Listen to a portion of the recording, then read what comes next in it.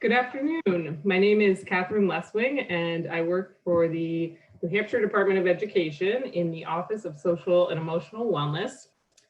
We are here today to talk about the recommendations that recently came from the governor about reopening schools this fall, in particular guidance for K through 12 schools with regard to student, educator, and family wellness. My name is Catherine Leslie. Give me one moment to pause. For the New Hampshire Department of Education.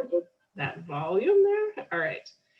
So I'm here today with my colleagues, Molly White, Susan Ward, and Lisa Hayward. And we're going to dive right into these wellness recommendations for schools and hopefully give some very actionable, practical ways that schools can implement this guidance this fall. So what is the guidance? Many of you probably already know that the School Transition Reopening and Redesign Task Force, also called START, released its guidance in this month as a set of guidelines for schools to adhere to when they go back in session this fall. It's not a one-size-fits-all document, and in fact, the governor himself really emphasized how these are flexible guidelines. In the document, they outlined 4 major priorities: student and staff safety, student, family, and educator accommodations, being responsive to learners, families, and educators, and staffing preparation. Today, we're going to focus solely on section 4, which was called Support for Student, Family, and Educator Wellness. And so I'm just going to really jump right into this section, and my colleagues here are going to jump in with some questions and comments wherever they see fit. So it's really more of a conversation about how to implement these in practical terms, these guidelines. So the introduction to section 4 really summarized the key idea that the pandemic has been a form of trauma for really all students.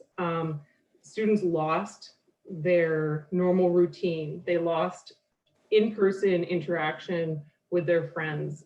Students who have more difficulties or greater difficulties at home were now exposed to them for even longer duration and frequency. So the pandemic really equated trauma for all of New Hampshire students in some way. So in this sense, the guidance stated that districts should do 3 things: train staff and recognize and respond on how to recognize and respond to trauma. This is also called trauma responsive schools.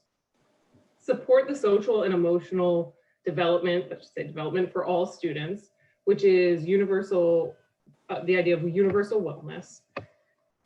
And also requiring student mental health supports. One second, my screen's a little funny here.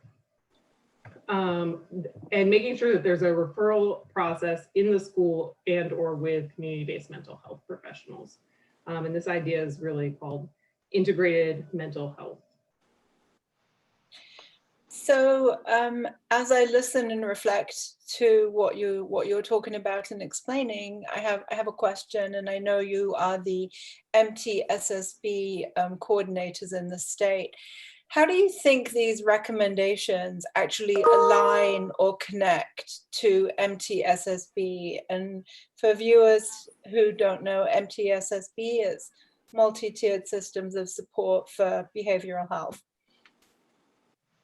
I don't know if Susan or Catherine or Molly have got any thoughts on that.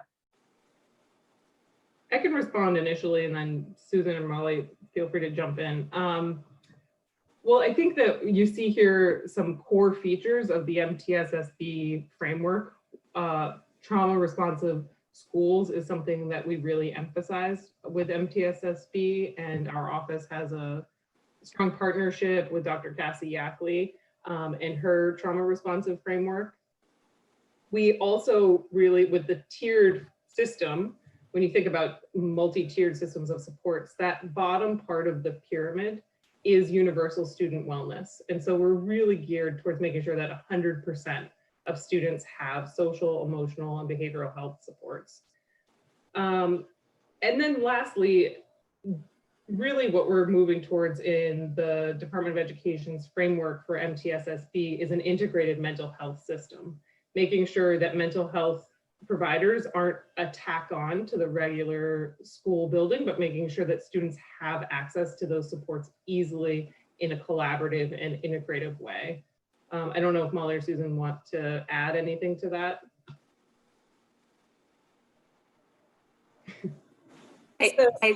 I was just going to say, I think your point about the universal, tier 1 level supports is really important. I think when we're thinking about implementing something like trauma responsive or trauma sensitive schools, oftentimes people get caught up in like, well, I don't know if this child's experience was traumatic, but really recognizing that being trauma responsive or trauma sensitive is good for all students, regardless of having a traumatic experience or not. I always like to kind of throw that out there for people to think about. So in sum, regardless of the modality, regardless of how schools or districts determine that students are going back to school, whether it's in person, whether it's remote, whether it's some combination, MTSSB can still be implemented in all modalities, right? Yeah, I think that's one of the things that's important to consider is that wellness work, sometimes our wellness work, as we know, is seen as secondary. And especially in this time, it's important that it doesn't get lost, since all students have experienced a trauma on some or potentially traumatic experience on some level. Thank you for that question, Lisa. It was really helpful. So the first recommendation out of section 4, which is about wellness for students, families, and educators, speaks to social and emotional learning. A lot of schools already have what's called an SEL curriculum. The task force gave the key idea that schools will need to model a sense of calmness and self-assurance for their students.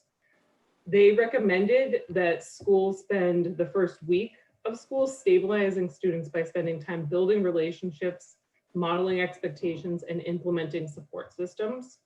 That's probably something that schools usually do, but spending an extra amount of time on that this year is going to be even more important, since students have been out of school for longer and have lost some of those habits and routines and really in-person relationships. Have educators engage in regular academic and social health student check-ins. If you're an educator, again, you probably do this already, but is there a way to systematize that so that every student has an adult that they know that they can check in with and is really interested in their well-being? Implement activities to de-stress the learning environment. This is really important, as some students may have been in home situations that were somewhat chaotic, or they just have really missed the routine of school, and making sure that that's a regular, non-stressful environment to go to that can help regulate their stress mechanisms. And then plan communication methods with families and caregivers to convey new protocols. I think this one is one that really deserves some thought. In your district or in your school, you probably have a mechanism for how to communicate with families and caregivers, but really in this time when things are ever shifting, how will you update families and caregivers in a timely way to make sure that everyone knows what's going on? Should you have experienced a COVID case in your school, what's the plan? How will families become aware of that? And just the ways that you will update caregivers. Any thoughts or ideas on that? I would love to jump in. This is a great overview of what the guidance kind of stated. And I just wanted to plug next week. I'm going to be talking a little bit more about some of the action items. But while we're on the topic, I was curious, you really emphasized, that first week and spending time stabilizing students. Why do you think it's critical that schools and teachers really devote this time to relationship building and creating a calm environment as students come back? I can jump in again, Lisa and Susan, if you have thoughts, please don't hesitate. I think I used the word regulating earlier, and that's actually something I've learned from the trauma responsive instruction that I've gotten. But the idea that when we experience stressful situations, one of the things that helps us regulate our emotions is having expectations. We know what to expect. We have a routine. There's regularity in our lives, and so recreating that. And the other thing that we know from our research in the Office of Social and Emotional Wellness is that one of the biggest protective factors for students is having a positive adult relationship. And students lost that protective factor. All students lost that protective factor in some way when remote learning happened. And so making sure that we spend time rebuilding that and making sure that students who maybe didn't feel as connected to school before really know that educators are there for them and care about them and are wanting to see them learn. I have a really good point in all of that too.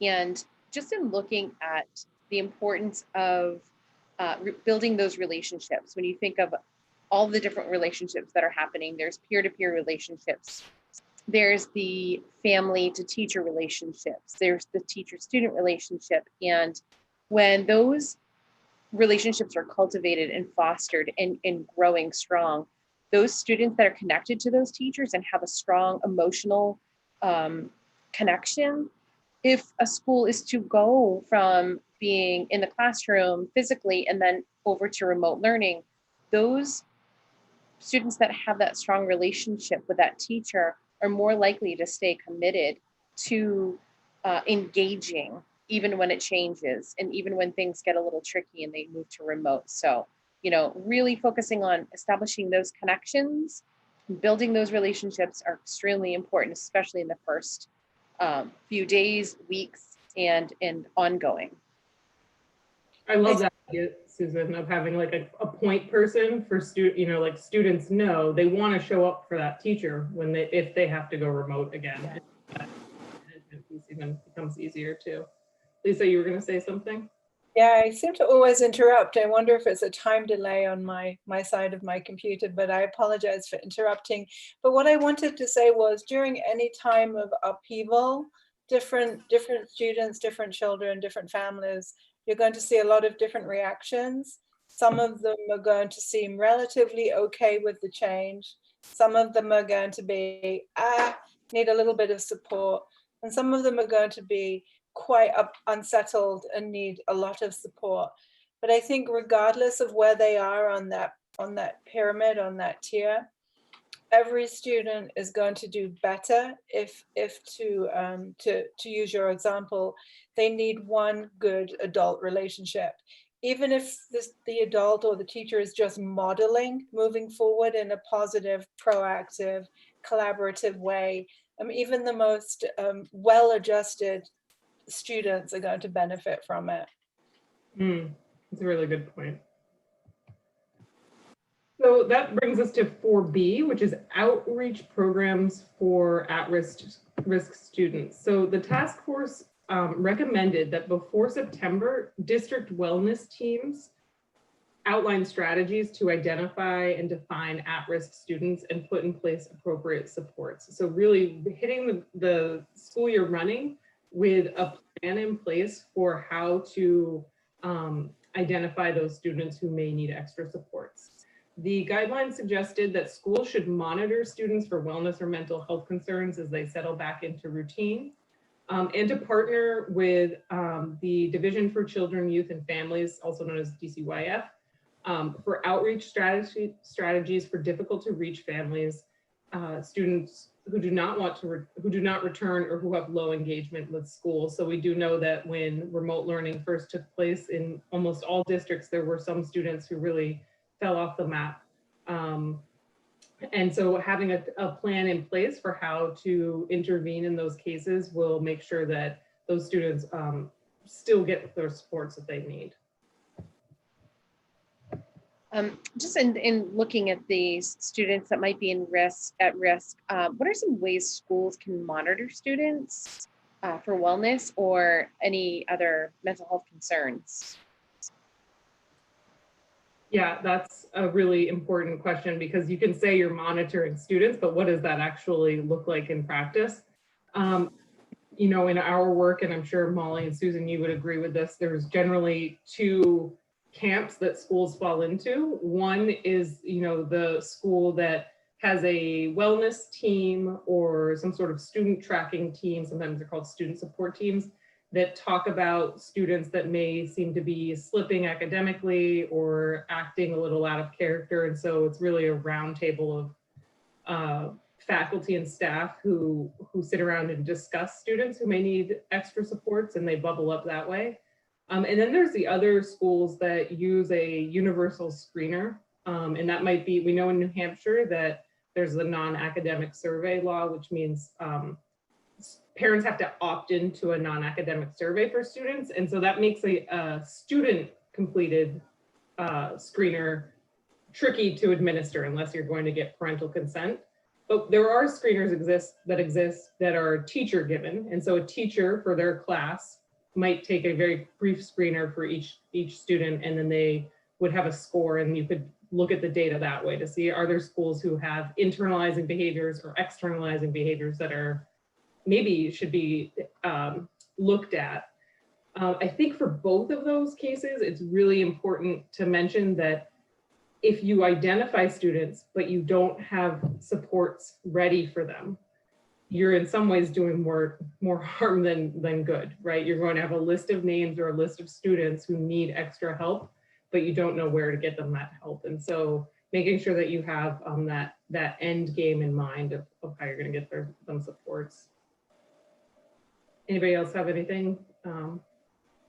I find it really, I want to highlight the part of your key idea is to define as at-risk students, and not to say put a label, but to really have a cohesive understanding of what it means to be at risk academically, what it means to be at risk for, you know, mental health concerns and other behavioral challenges.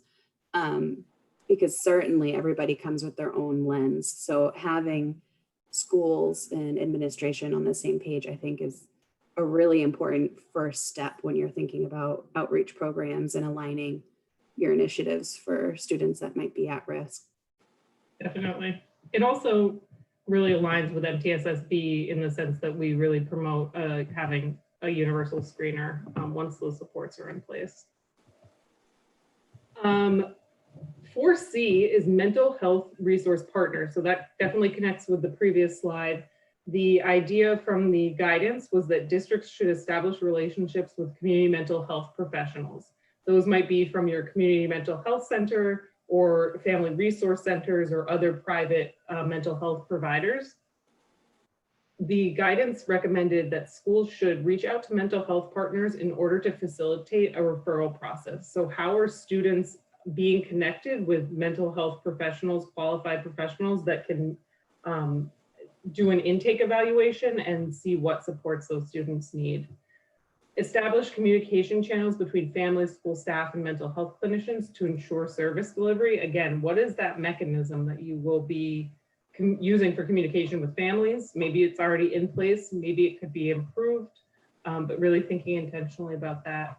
And then last but not least, they recommended that staff are informed of mental health supports for their own personal use. We know, and we've seen this a lot in the recent weeks, that educators definitely are being asked to engage in some risk going back to school, and that creates its own stressors. And so how are your staff being supported this fall? Questions there?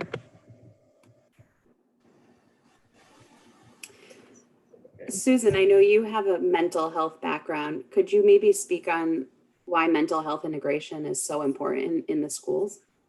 Well, I think it's really important that we really just accept the fact that mental health is everyone's job, regardless of where you're at in the education system, in a school system.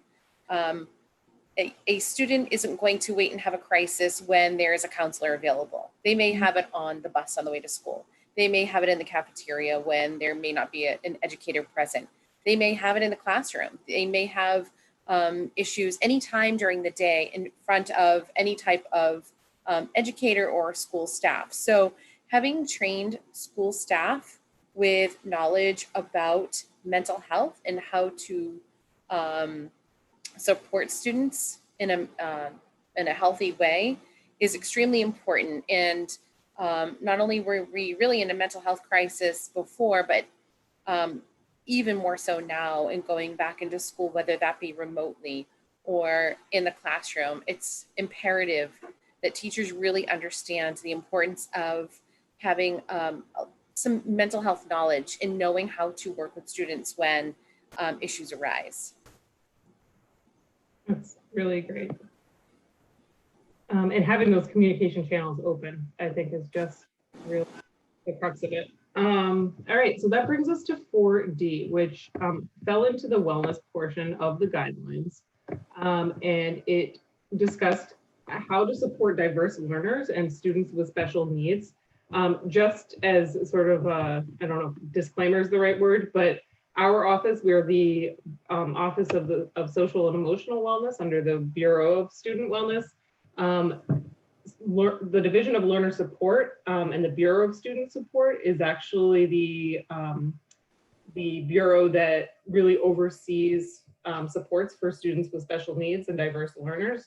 So that's just sort of to say that we're talking about these as they were in the wellness recommendations category. The Bureau of Student Support's email address website is down at the bottom if you do want to connect with them to learn more about what they do. But the key idea in this section was that districts should develop an integrated plan for reopening that addresses the needs of students with special needs or disabilities. We do know that when remote learning happened very suddenly in the spring or really end of winter, that students with special needs and or diverse learners were not necessarily getting the supports that they were due to the full extent of the law in all places. In some places, they made quick accommodations and really did it with ease. So the plan that the district develops should define how staff can honor physical distancing recommendations, yet meet student medical, personal, or support needs. We know that oftentimes supports for students with special needs comes in the form of one-on-one support or meetings close in person, and how can those occur with physical distancing still occurring. Determine the use of adequate space and facilities to maintain health and safety in these cases. And then determine what the free and adequate public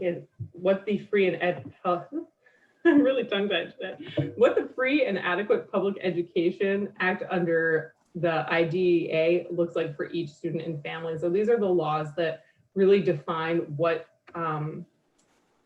each student with a special need or disability is entitled to with regard to a free and adequate public education. And it may be different than the individualized education plan developed prior to COVID-19. So IEPs may need to be tweaked in order to accommodate new circumstances. And lastly, ensure students with special needs are included in all options of school education models. Again, so if it is a remote only option, how will those IEPs be met? If it's a blended model, how will students receive extra supports, and so on. So I think the big idea here is that the district again should plan ahead for these changes and be ready for a shifting landscape. Yeah, so when I read 4D, diverse learners and students with special needs, I know that many of us define or understand diversity in different ways.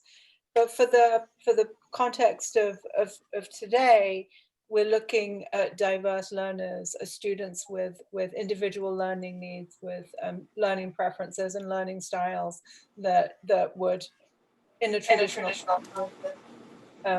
the student would have an IEP. So to bounce off Catherine, what we know about trauma and COVID and the shifting environment that we're operating in, many students like a structured environment, but we're going to have to find ways to be quite flexible as we explore the environment and the changes in the upcoming school year.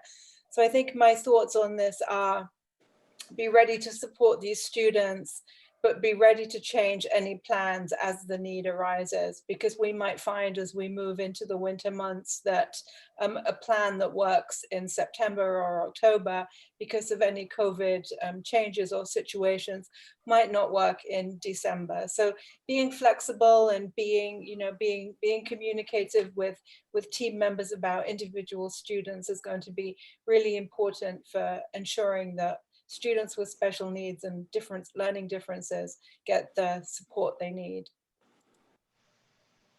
Yeah, I think that's really true, especially if technological changes. Some students who need supports just don't fare as well with the technology shift. And so how to navigate that. And I think that's really where the honoring physical distancing recommendations comes in. Is there a way to do stuff in person that's appropriate?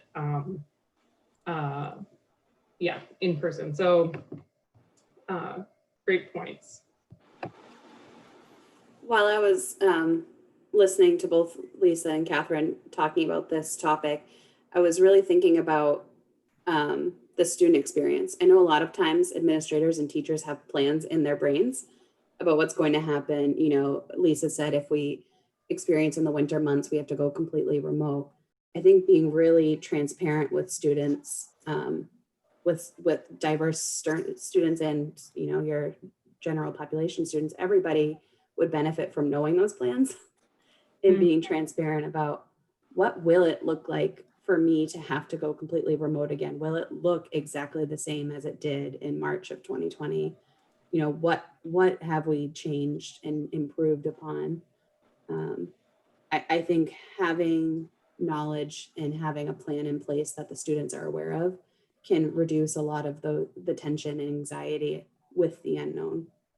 Yeah, and I also think that we don't know what we don't know. And if we have to say to a student, we're not sure, we don't have a good answer for your question yet, but we'll have a plan and we'll let you know what the plan is when we have it, is equally okay, because I think giving them a predicted model for the future is something that we probably can't do right now. We can't guarantee that things are going to be the same or different in a month or 2 months from now.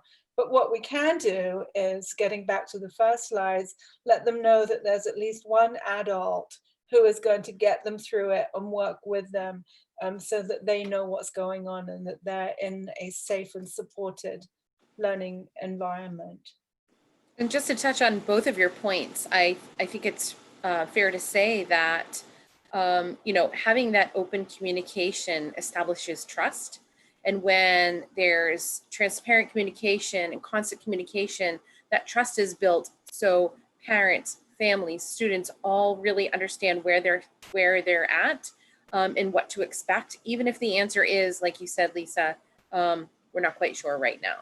So that's a great way, again, to build those relationships. Excellent. So this is the last recommendation from this particular section, section 4, about student, family, and educator wellness from the START Task Force guidance. And this has to do with career and technical education, or CTE. The key idea here was that districts should encourage to are encouraged to offer CTE with health and safety precautions. Many of these programs are very hands-on and require, you know, working with others in close spaces. And so many of the precautions are meant to address that. So the precautions that were recommended in the guidance were that perhaps alternative scheduling would allow CTE students to access programming and minimize student logistics that might increase health risks. So where you're doing maybe a day on, a day off to limit the number of students that are in a particular facility.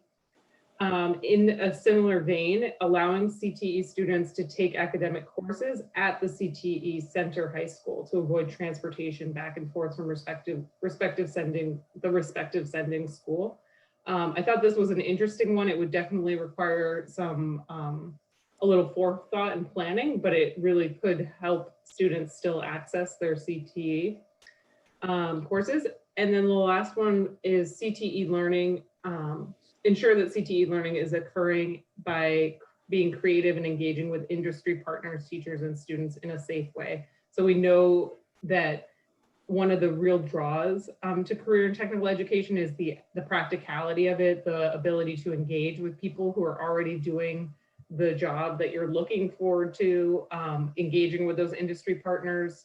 And so how can you encourage those authentic experiences and interactions, but doing so in a way that that protects people from the virus? Any thoughts on this last slide? I'm interested that they included career and technical education under section 4. And obviously, you know, being career and technically ready builds some interpersonal skills, but I'm wondering how else you see this tying into wellness or maybe even MTSSB and some of the other work that we do at the Bureau of Student Wellness. I think all students, regardless of what program they're in, have got all kinds of emotional needs that need to be met. And I think sometimes when we undergo upheaval, that it's easy, not necessarily easy, that it's possible that certain student populations kind of get forgotten. And I think that this slide really lets us know as educators, we're not just talking about the classroom here, the academic classroom, but we're really talking about some of those career and technical education programs too, because students in those programs need wellness support just as much as students might do in a, you know, in a classroom on campus. Yeah, and also I agree with that wholeheartedly. I think that in my experience, I have family members who really benefited from CTE programs, who sort of found their crew there and really had kind of checked out of school in a lot of ways, but suddenly were re-engaged in school and their life and their future. And I think for that sense of purpose that CTE gives to a lot of students, it really is a wellness issue. And again, as a disclaimer, while we are the Bureau of Student Wellness, it's actually the Bureau of Career Development down at the bottom there that oversees the CTE programs in the state. So before we end, I did just want to go over a couple other guidelines that are from the guidance document that pertain to student wellness, but weren't cached in that section 4 wellness portion. And so they are planning for student meals, which is section 2, number 8, A through C. I think this is a really important consideration for schools. In the Bureau of Student Wellness, we are the Office of Social and Emotional Wellness, but we are also the Office of Food and Nutrition. And so this is something that's near and dear to our heart, making sure that students have nutritious meals and don't go hungry. So what does that look like in your school district should a blended model take place? How will students be fed? How will it look in a remote learning setting if we switch back to that, or if you're starting in that?